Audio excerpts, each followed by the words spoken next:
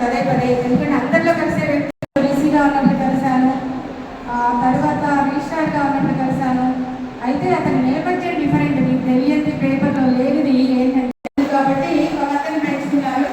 అతని పుట్టిన పాపకి వాళ్ళందరూ పేరు పెడుతున్నారు మహాలక్ష్మి అని. అయితే ఆమె నాకు చిన్ననాయనమ్మ అవుతుంది. మా నాయనమ్మ పేరు అనంతలక్ష్మి, మా నాయనమ్మ పేరు, ఆ చిన్ననాయనమ్మ పేరు Mahalakshmi.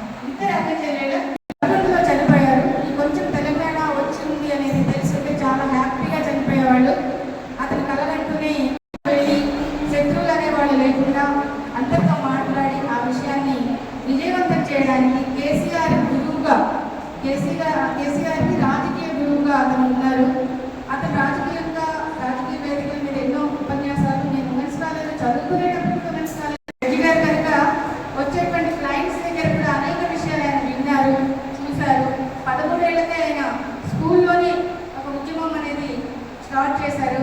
Go back puri and idli అనేది మన సంస్కృతి, వాళ్ళు కోరుకున్నటువంటి నీళ్లు, నిధులు, నియామకాలు అనేటువంటి అవి కూడా మరి ఎలా జరుగుతూ ఉండాలి, అది చూస్తూ చదువుకుంటూ ఎదగాలి. అలా ఎదిగినప్పుడే మంచి ఫలితాలు వస్తాయి. కారణాలు బాగా తీసుకురావడం జరుగుతుంది. So thank you all. Thanks bye